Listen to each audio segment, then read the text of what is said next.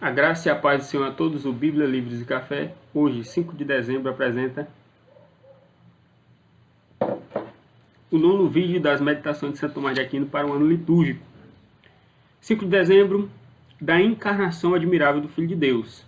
Então, nesse capítulo, ele trata sobre a famigerada união hipostática, né? Hipóstase e pessoa, então, na pessoa de nosso Senhor Jesus Cristo, a pessoa do Verbo, segunda pessoa da Trindade, estão unidas indissoluvelmente as duas naturezas, né? Divina e humana. E Santo Tomás diz o seguinte: este mistério, entre todas as obras divinas, é o que mais excede a razão humana, pois nada pode pensar-se mais admirável entre todas as obras de Deus do que o fato de seu Filho, verdadeiro Deus, se tenha feito verdadeiro homem. Então, nosso Senhor Jesus Cristo sempre possuiu a natureza divina desde a eternidade, porque ele é a segunda pessoa da Trindade. Mas no momento da concepção, ele passa também a assumir a natureza humana, né? Então, se juntam essas duas naturezas aí, mas não era uma mescla confusa das duas naturezas, metade Deus, metade homem, não, porque senão ele seria um semideus. Mas as duas naturezas estavam presentes ali completamente.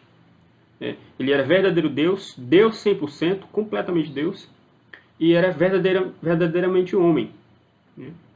Homem 100%, completamente homem, né? Homem por completo.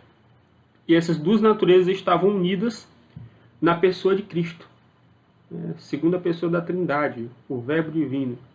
Então, essa pessoa era divina, embora tendo as duas naturezas. Então, Jesus tinha essa natureza divina, e a natureza humana dele, ele herdou o corpo humano, né, que cresceu, e também a alma humana. A alma de Cristo era humana. E a inteligência que Cristo possuía provinha dessa alma, né? Então, Cristo teve que aprender como nós aprendemos, cresceu em graça e conhecimento, porque a inteligência dele era humana. Que a inteligência é proveniente da alma. Ele herdou isso da nossa natureza. Então teve temor, se entristeceu, teve fome, morreu, né? E isso ele manifestou a sua natureza humana. E nos milagres que ele realizou, né, curou enfermos, expulsou demônios, ressuscitou os mortos e se ressuscitou a si mesmo, ele manifestou aí na sua natureza divina, né?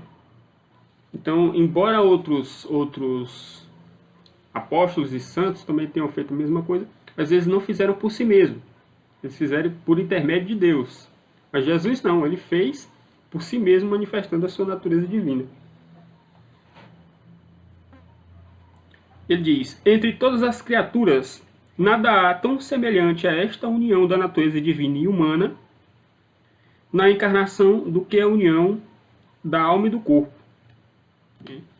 Então, o que há de mais próximo, de mais admirável, que mais se aproxima da união hipostática, é a união da alma e do corpo.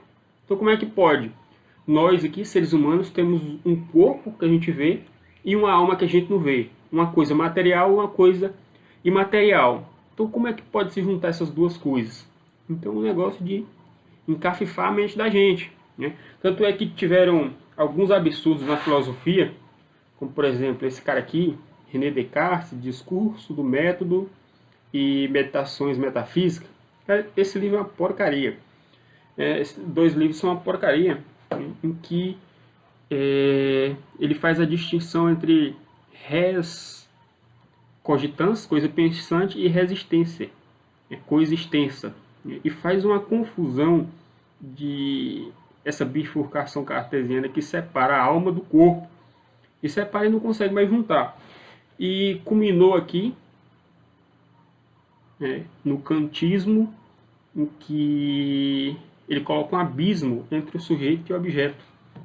Então, os caras que querem perscrutar essa união de alma e corpo, né, e acabam passando muito longe, né, porque isso aí é um mistério.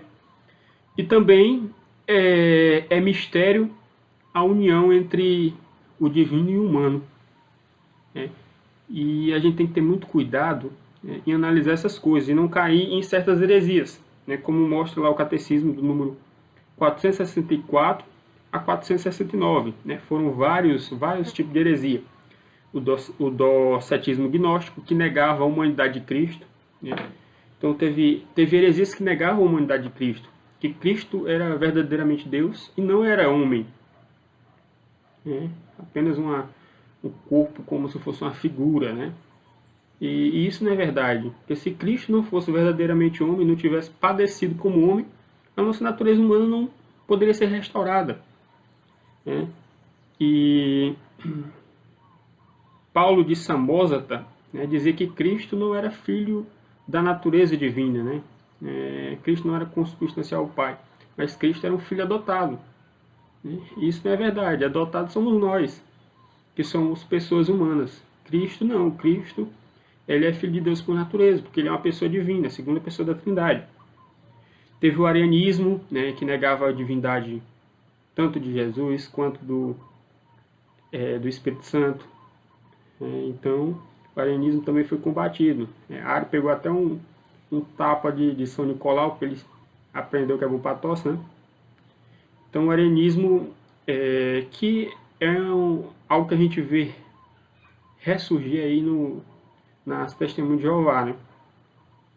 É um nestorianismo que dizia que existia duas pessoas, né, em Cristo, né? Se ele tinha duas naturezas, humana e divina, então tinha duas pessoas, né? Pessoa divina e pessoa humana. Isso não é verdade, né? A única, em Cristo, só há uma pessoa, que é a segunda pessoa da Trindade. E estão unidos ali duas naturezas. Então não quer dizer que Jesus tem dupla personalidade, né? Duas pessoas ali. E até na famosa dupla personalidade, né, que é transtorno dissociativo de personalidade, não existe duas pessoas, né? Mas a personalidade da pessoa está dissociada, que ela assume dois papéis. Mas é a mesma pessoa assumindo dois papéis, né, nessa doença mental. Então, você está chamando Jesus de doente mental, meu filho? Então, o nestorianismo também é absurdo. Não pode ter duas pessoas no mesmo corpo. A não ser que a outra pessoa seja um capeta, né? Que assuma o corpo. Nem o transtorno dissociativo da personalidade não é duas pessoas, mas dois papéis da mesma pessoa. Outra heresia, monofisismo, né, que diz que a natureza humana de Cristo deixou de existir, a ser tocada pela natureza divina. Né? Então são muitos absurdos provenientes de muitas heresias, né, que vemos por aí. Então tomemos cuidado, leiamos o catecismo, especialmente aqui no número 464 a 483, para a gente ficar bem alicerçado no que diz a sã doutrina católica. Então é isso aí, pessoal. Um forte abraço, Deus abençoe a todos e até a próxima. Em nome do Pai, do Filho, do Espírito Santo. Amém.